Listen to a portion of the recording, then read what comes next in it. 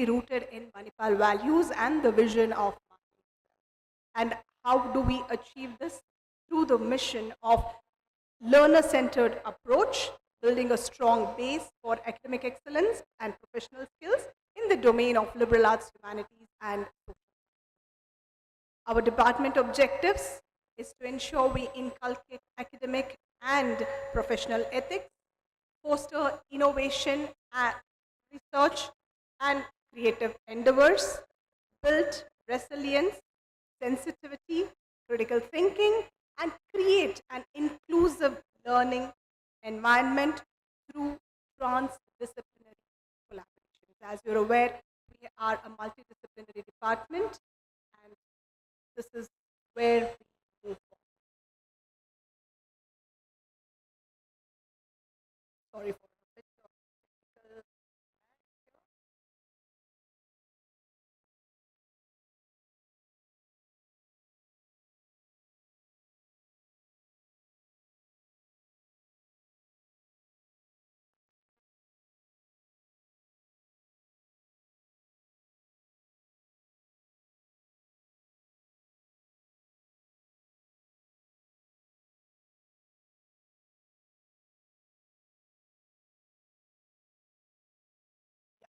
You're back. I think now it's set. Shouldn't have any. So just to give you an overview of the department, just to show you the plottings on the map is to indicate the states from which we have our students this year. At DLHS Mahe, we have almost 7 disciplines of courses, programs at undergraduate level. As single major programs, we offer in psychology, English, journalism, and mass communication. Double major courses we offer in history, sociology, political science, and economics.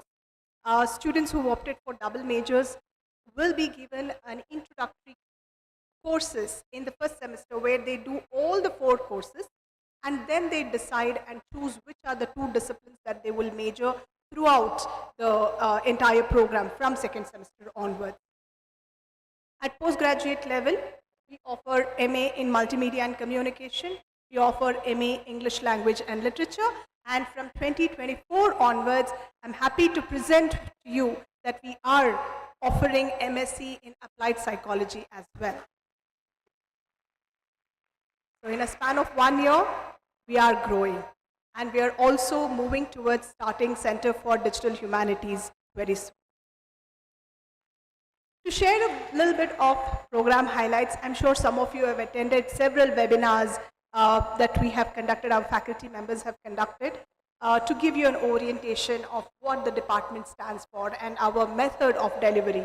Just to reiterate for those who have not attended these sessions, we believe in engaging students through dynamic pedagogical approaches. It could be, we believe, studies or learnings are not restricted to classroom alone. Experiential learning is extremely important. The platform that we have today is also a learning experience. The very fact that all of you are together here meeting, I'm sure you've started making new friends, you are meeting people for the first time, and you are also shedding your inhibitions. So this is where your learning starts. And moving forward, there are so many more opportunities. We have teachers moving their classrooms to library spaces, to gardens, to outdoor spaces, taking students all over the city to teach them various aspects of the course, various topics. To give you an example, one of the journalism courses was actually conducted in metro train, buses, and auto in the city. Taking the students around. So this is what we believe in. Engaging students in through different approaches.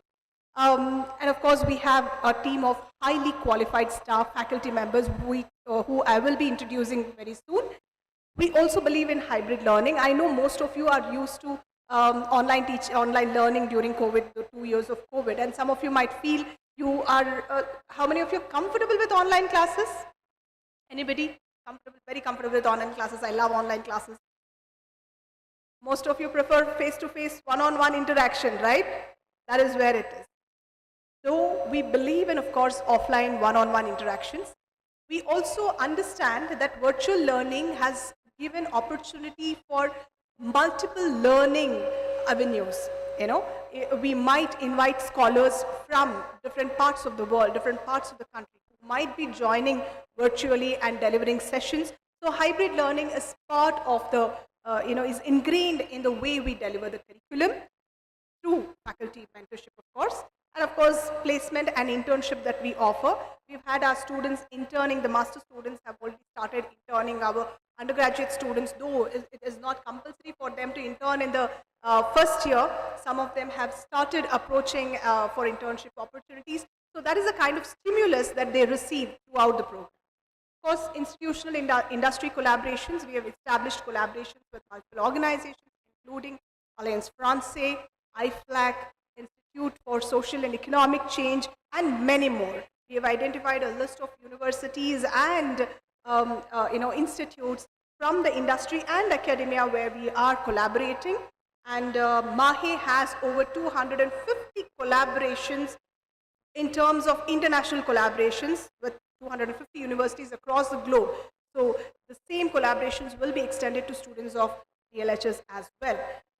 We also follow student-centric multidisciplinary approach. There are courses which all of you will be part of where you get a slice of liberal arts across the discipline. A student of psychology is not restricted, confined to learning only courses in psychology.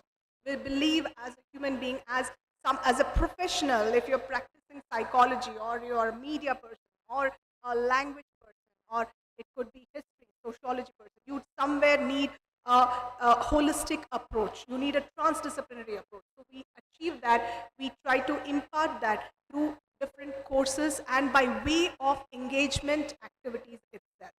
Right? We also offered several fieldwork and project activities. Our double major students last year just finished a field visit to Madurai where they learned on the go. They visited these sites and they came back and worked on research papers. So yes, all this happened right in their first year. So this is the opportunities that we offer. And of course, industry interface, we believe in empowering students. Just to make it very clear, we do not believe in spoon-feeding students. That is the last thing we want. We want students to be self-sufficient and self-reliant. We want them to be empowered to make their decisions and choices. However, it is our responsibility to bring them closer to the industry, to help them make those choices, to make informed decisions about it. And by ensuring we have industry interface, we are bringing them closer to the industry. It could be by way of guest lectures, through industry visits, workshops, certificate courses, internships, and all of these are industry engagement activities. So you get a glimpse of how the industry works throughout the program at different points. When I bring a resource person, I always tell my students, it's not a guest lecture that is being organized. It is one resource person's contact that you begin establishing. There are instances where students connect with a resource person for internships, for placement opportunities. It could be by way of your interaction, the way you ask questions, the way you engage in the session. All of these are opportunities, platforms for you to somewhere move towards the industry. Because end of the day, you are definitely moving towards either higher education, even if you're doing your master's, your research, you're somewhere also getting into the industry. And our aim is to prepare you towards that. Just to give you a glimpse of the highlights from 2022-23, the first batch when we started, we have so far hosted almost 25-30 resource persons as guest lecturers on our campus at DLHS. We have hosted an international literature and arts festival in April this year, where we had almost 50 different scholars, poets, filmmakers, artists, performers visiting our campus and engaging with our students. So this is the vibrant culture that we believe in. Just to inform you, we also hosted a W20 event, G20 W20 conclave. So these are all opportunities for students to connect and engage with the scholars and people from the industry experts. So these are some of the, just a few glimpses. I'm sure you will be able to see more of them on our social media and our website. We have updated almost all of them. This is just to give you a glimpse of how our students are engaged with research paper presentation right in their second semester, or their sports achievement, or their field visits to different places. It could be their cultural participation in cultural fest or industrial visit outreach program.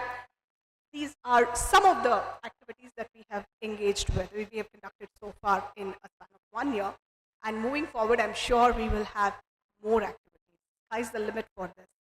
And moving on to student support at DLHS, Mahe has a vibrant mentoring support. Student-teacher ratio at Mahe is 1 is to 10 as an institution of eminence, and every student will be assigned a mentor or teacher guardian, and all the parents and students will get communication on who your mentor is, and the mentor will help you in mentoring you, guiding you through your academic journey. Parents want to reach out to mentors for any specific concerns, can always reach out. We will be sharing our email, email IDs of mentors.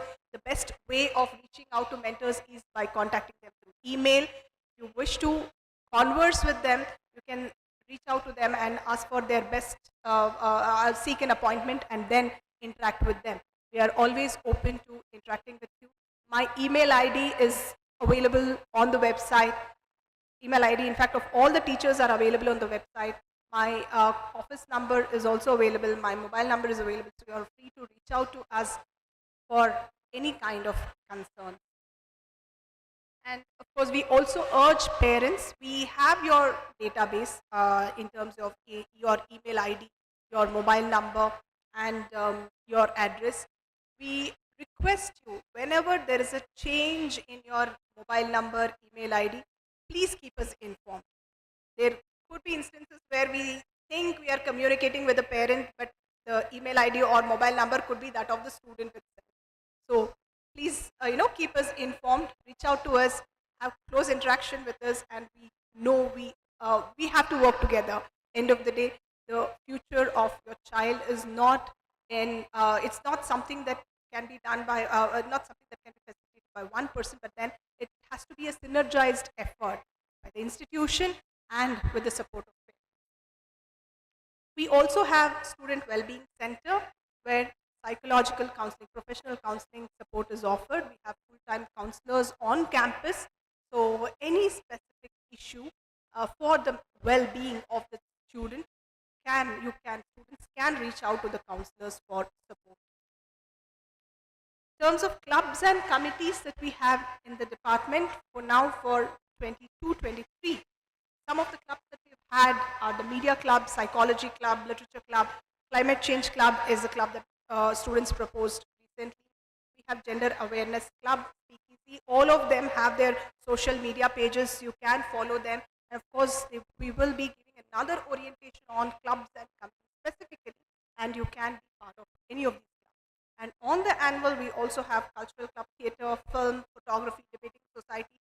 As I told, there are, students have the freedom to initiate a club of their interest and of what they are passionate about.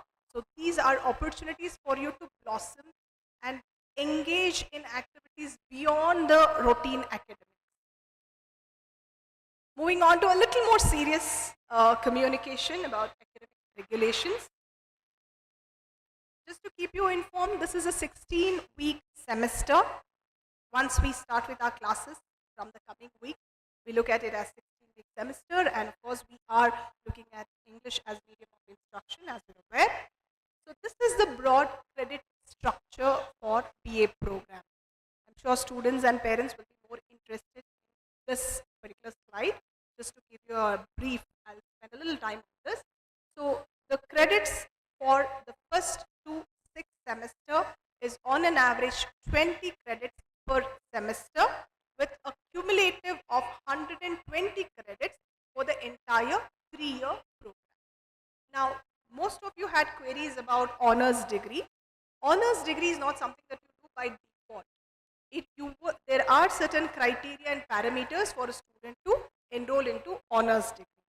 If a student wishes to exit with a 3-year bachelor's degree, you exit at 6th semester with 120 degrees, you are awarded BA, Bachelor of Arts in Psychology, Bachelor of Arts in English, or in Journalism, Mass Communication, or in double majors in economics, political science.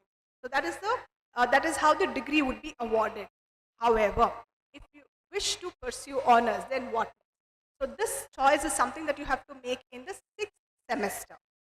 So a student will have to have a minimum of 7.5 GPA in all the 5 semesters. So going by that, we invite the students to register for honors degree. And the student, upon accepting the invitation, there will be a slight, modification in the course that is offered to student opting for honors degree. Students who exit with bachelor's will do a capstone project and they exit. Students who do honors degree will do a 6-credit research methodology course, because honors is a more research intensive program. So you make the decision, make the choice in 6th semester. There is no hurry now. You have another 2 years to go before you make the decision. And of course, we do encourage you to do honors. And what are the benefits of doing honors as of now? New Education Policy 2020 says if you exit with 4-year honors degree, the 4th year honors is equivalent to 1st year master's degree. You can directly enroll into 2nd year master's program. The other opportunities, at least according to NEP as of now, according to UGC policy as well, a student with 4 years honors degree can directly enroll into PhD. So that is the advantage of doing an honors degree. Of course, the 2-year master's degree still remains, the way it is. The programs that we offer, 2 years, continues to remain the same. So to give you an example, our MSc Applied Psychology program that we are rolling out next year, the first year of MSc Psychology is almost equivalent to 4th year BA Honors in Psychology. So that is how the programs are structured. Moving on, any doubts? We can make it interactive. You can park your doubts. You can have, if you have specific questions, we are here on campus. You can reach out to us even after this session. We can definitely interact with you. In terms of assessment, we have continuous assessment and grading pattern. Now, when I say continuous internal assessment, it means that assessments are not happening only when you write a test or when you write an exam. Every class that you are part of, assessment happens throughout. Every interaction of yours, every say activity of yours, every engagement during the academic interaction, all of that would be part of your assessment. Of course, the course instructor would give a clear instruction through lesson plan. They will be sharing lesson plans with you and share their assessment plan as well. What is expected of you in that course and what you can expect from that course is also something that we can be very clear in the beginning of the commencement of the course itself. So the internal assessment, the form that what we call as formative assessment, can be in the form of written test, can be essays, articles, presentation, quiz, reading, presence, participation. It can be any of these components. And summative assessment, that is end semester assessment, is mostly a written exam. We have EPAD exams, so digital exams. So students, we don't use pen and paper for the exams. It is usually EPADs. Students will be trained to use EPADs as well, and that is how the exams are conducted. And it can be term paper in some courses, it can be presentations, it can be internship, project report, or dissertation, depending on the nature of course. So just to give you one sample of how the CIA, the internal assessment, would be broken down. 50% of the assessment is reserved for internal assessment and 50% for end semester assessment. So internal assessment, we have midterm exam, midterm test, that is for 20 marks, 20% rather. Assignments are for 10 marks and activity seminar another for 20 marks. So total marks would be about 50 marks for the internal assessment.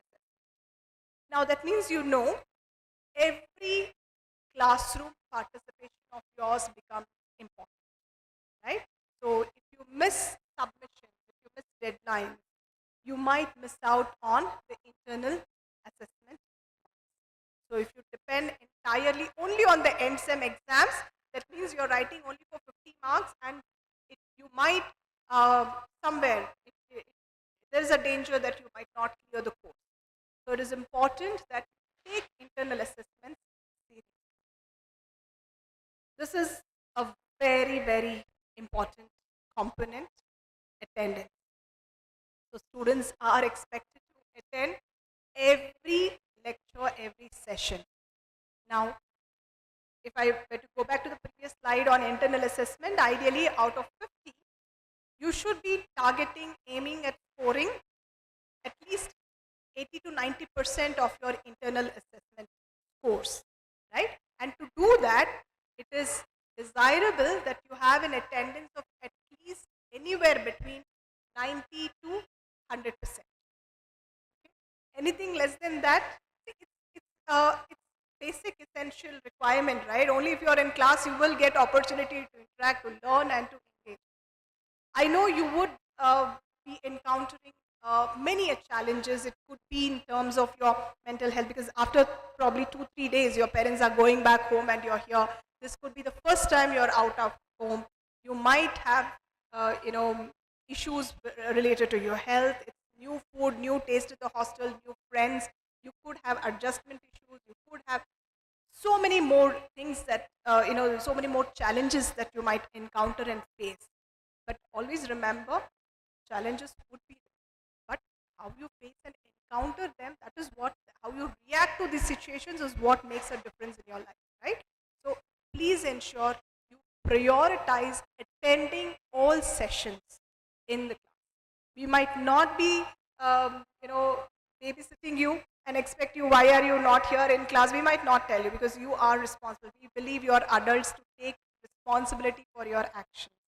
So please make sure you have a minimum of 90% attendance. However, if you want to, or for whatever reason, for medical reasons, I understand with the reasons that I shared, the excuses that probably might come up.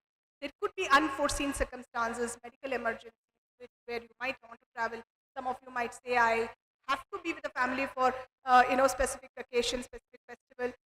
Whatever be it, make sure you manage all that in the remaining 25%. Because 75% is the minimum attendance criteria for a student to be eligible to write end-term examination. End-term exams, the one that I told was for 50 marks, you will not be eligible if you miss out on attendance. So there is no amount of request or any amount of, applications will not help you in this. So please be, make a note of this point.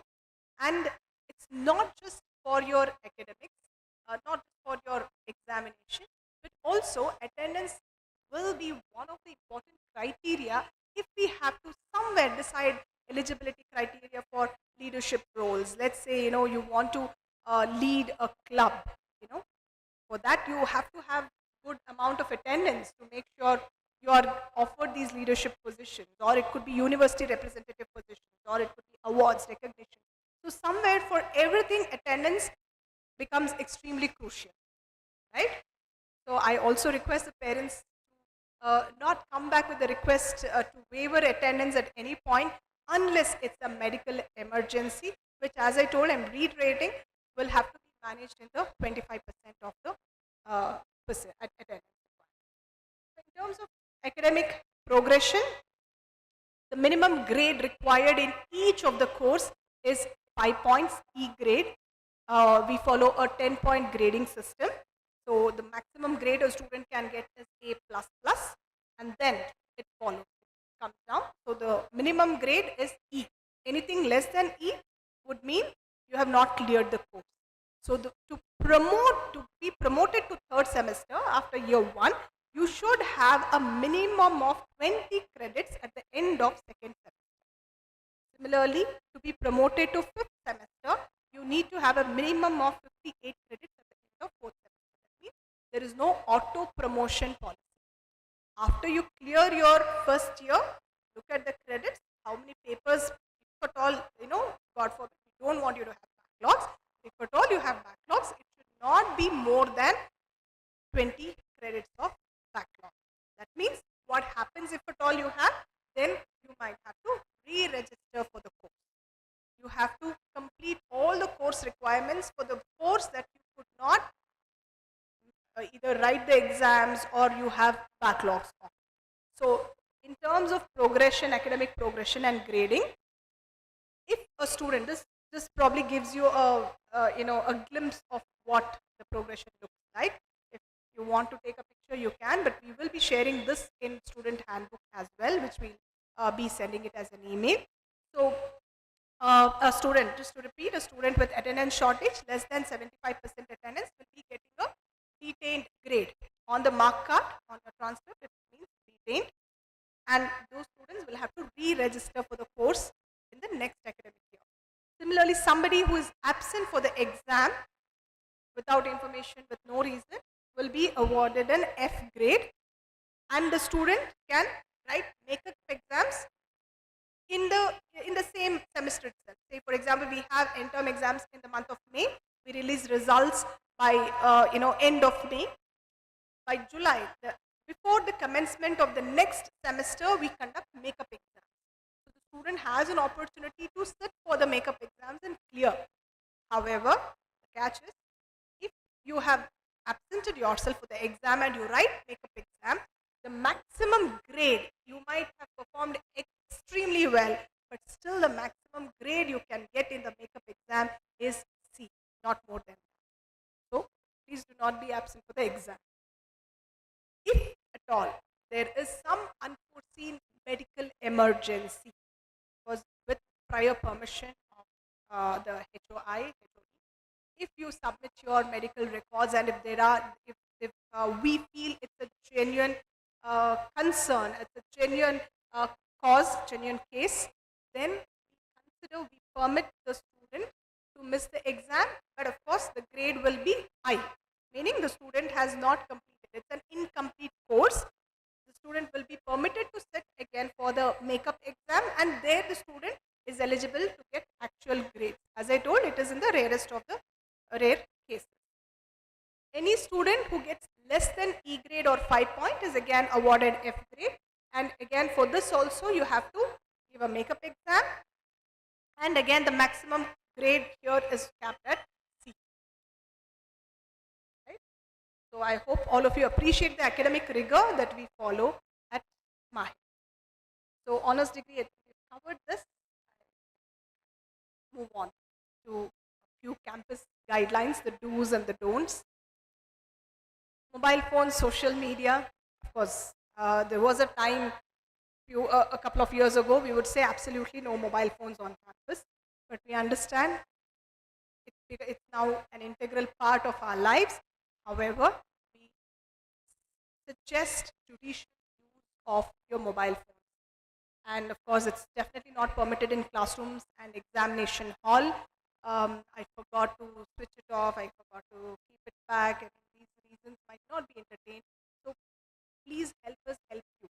Do not get into trouble by for the wrong reasons. Carrying it in mobile to exam halls are absolutely not permitted. In classrooms, there are courses where teachers facilitate usage of mobile phones. Now for media courses, we cannot deliver media courses without mobile phones, because you would be doing something live, even psychologically. Most of our courses talking about digital, hybrid, so we understand and appreciate. But of course, please remember and acknowledge the fact that this prerogative of permitting to use mobile phones in the classroom, inside the classroom, during the session, it depends on the permission that the teacher gives. If the course demands, the course requires, the teacher would instruct, teacher would accordingly allow. Otherwise, if it is a no, it means a no, right? And of course, this is something I'm sure you're all aware.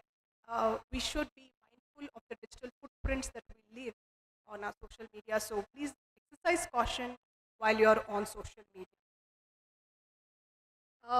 Again, the campus has zero tolerance to ragging. So all of you have already submitted an online declaration, anti-ragging declaration undertaking. So please remember, at any point in time, if you feel that it could be in the hostel, it could be on campus, anywhere in the vicinity, if you feel a senior has approached you inappropriately or something that you feel amounts to ragging, you can anytime reach out to any of us. We will have a detailed session on anti-ragging in the coming days. And you will be oriented on who you can reach out to at this point. But you have people to support you at different stages. As I told you, can reach out to us, you can reach out to, if it is the hostel, you have hostel wardens, you have academic wardens, you have your faculty mentors, you can reach out to any of them. We are here to support you and stand by you. Substance abuse, this is completely, no relaxation at all. We have zero tolerance for substance abuse. Possession, consumption, distribution of drugs is of course punishable by law also, and we also take disciplinary actions right from, it can be random checks into student premises, it could be drug and alcohol tests. So this is a drug-free, alcohol, tobacco-free campus, so please refrain from engaging or being with, involving any of these activities. We have a detailed orientation related to hostels in the coming few minutes, and this will be covered in detail, especially students who stay in the hostel room. Please be mindful of your belongings, your cupboard. You have somebody coming to your room and spending your time, something is found and they say, I don't know, it was by my roommate, it is not me. So you are responsible for whatever is there in your hostel space, so, or in your bag. So be careful, manage your things responsibly. If there is any violation in terms of disciplinary procedure, immediate suspension, pending inquiry of course, and parent will be informed, and you have to meet the HOD at the earliest. I understand most of you stay in different parts of the country, it is not easy to come. So the only way out is to abstain, refrain from getting into activities which involve disciplinary action. That is the only way out. So if you want to help your parents, if you do not want to trouble your parents, please ensure you are responsible and manage your life well. So of course, there will be a disciplinary committee and inquiry, and of course, accordingly, we take action.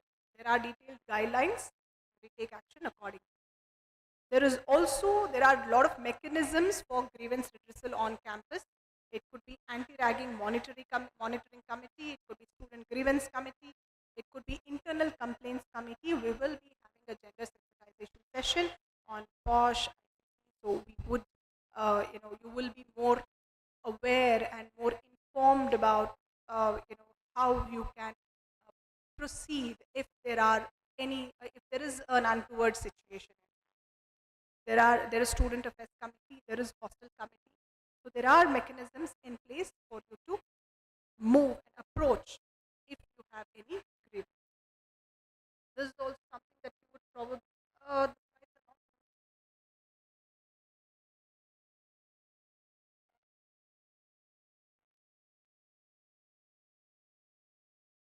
no. I'm moving to the next.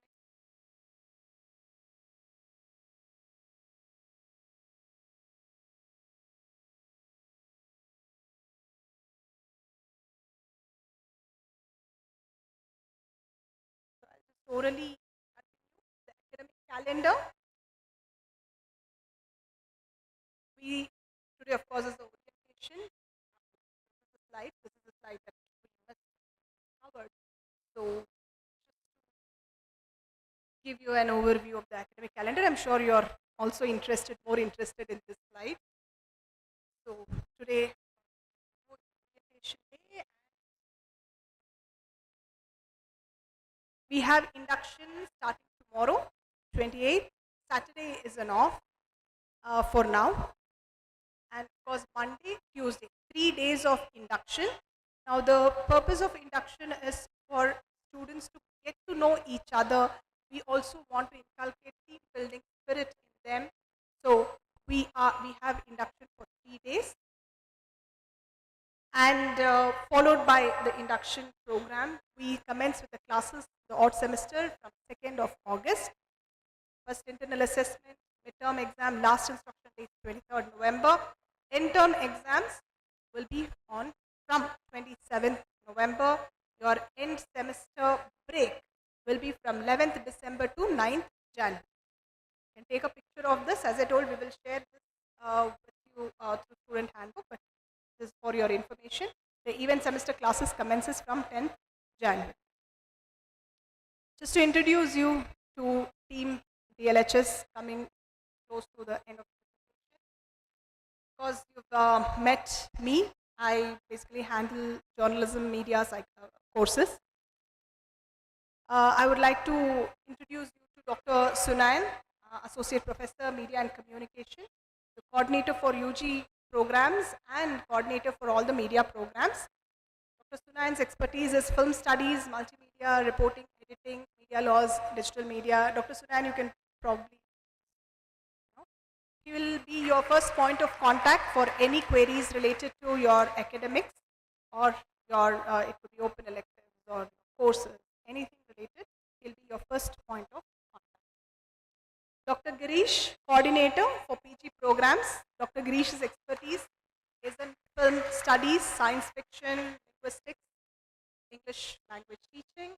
Dr. Anupama, coordinator for BA and MA English programs. Her area of expertise is American literature, diasporic writing, African literature and literature. Dr. Arunima, coordinator for psychology programs. Dr. Arunima's expertise is clinical psychology, child and adolescent psychology, diagnosis, assessments and therapy. And Dr. Swati Shivanan, coordinator for double major programs. Dr. Swati's area of expertise is modern and contemporary history, urban studies, labor and gender studies, development studies, media and now, any the students who have enrolled in these programs, your first point of contact will be the program coordinators. You can reach out to the program coordinators if you have specific concerns about your academics, or if you seek permission for exemption, you want some kind of support. They will be your first point of contact. Of course, you can, beyond that, I'm always here for you to reach out to. Dr. Arjuna, Assistant Professor, Sanskrit, Computational Linguistics, Indian Philosophy. We offer functional Kannada courses right in the first semester. This is not a credited course, but when I say functional Kannada, most of you are from different parts of the country and different parts of we have NRI students as well. So this probably is your first experience in Bangalore. Somewhere you would want to understand a little bit of a functional understanding of the local language becomes extremely important. I'm sure all of you appreciate the fact that it is necessary to have a minimum understanding of these languages. So we offer functional Kannada classes for almost close to 25-30 hours of classes, and students will be enrolled, and Dr. Arjuna will be facilitating those classes. And please attend all these classes. So trust me, it will help you. You will learn something beyond Nanagu Kannada Baratte. You learn something beyond that I can assure you. We have Ms. Varsha, Assistant Professor, Psychology, specialization in cognitive psychology, positive psychology, and counseling psychology. She's the coordinator for student support. We have Dr. Pradeep Thomas, who's the coordinator for internationalization, internships, and placements. His area of expertise is broadcast and electronic communications, media effects, public opinion efficacy, political advertising, comparative politics, media. We have Dr. Rahul. Do I see him? Dr. Rahul, professor in psychology. His area of expertise is applied psychology, applied sociology, women and religion, folk religion, ethnography, religion and society. He is also the coordinator for examination and examination. Ms. Sumati, of course, your host in the morning, you know her. So Ms. Sumati is the coordinator for club activities, and she also, her specialization is in performance studies, theatre studies, gender and sexuality studies, visual culture, and we have Dr. Anushri, Assistant Professor, Economics. Anushri is also a coordinator for NCC. we will have a separate orientation on NCC for students. Do we have anybody interested in NCC here? Good, wonderful. Just to share, our student Nitya from batch 22-23, she has cleared several rounds of shooting championship in at state level, and she's moved to national levels through NCC. So there are a lot of opportunities in NCC as well. Dr. Amandeep, Assistant Professor, Psychology. His area of expertise is suicide prevention, community mental health, emotional regulation, counseling, and psychotherapy. I have Dr. Radhika, Assistant Professor, Media and Communication. Her area of expertise is television, advertising, public relations, and new media. We have Ms. Aishwarya, Assistant Professor, English, Contemporary British Drama, Consciousness Studies, Meta Theatre, Dramatic Theory, Theatre and Philosophy is her area, are her areas of specialization. Dr. Divya, Assistant Professor, English, her area of specialization as Translation Studies, Film Studies, Gender and we have Dr. Neeraja, Assistant Professor, English, Performance Studies, Theatre, Cultural Anthropology, Folklore, Subaltern Studies are her area of expertise. We have Dr. Pranav Kumar, Assistant Professor, Media and Communication, who's specialized in filmmaking, broadcast production, electronic media, graphics and animation.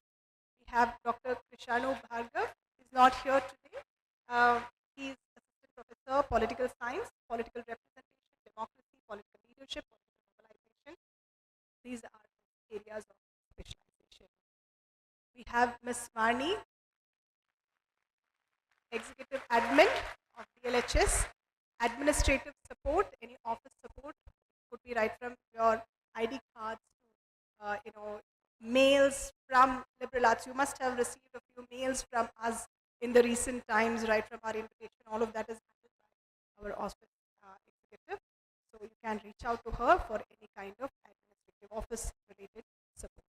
So this is DLHS family for you, and this is DLHS. Thank you so much. It was a pleasure interacting with you. I would love to interact with each of you over the next few days, and parents who are here, please reach out. We can converse. If you have any apprehensions, doubts, feel free to interact with any of us. Now you know our team, they're all here. So, yeah, thank you so much. A pleasure.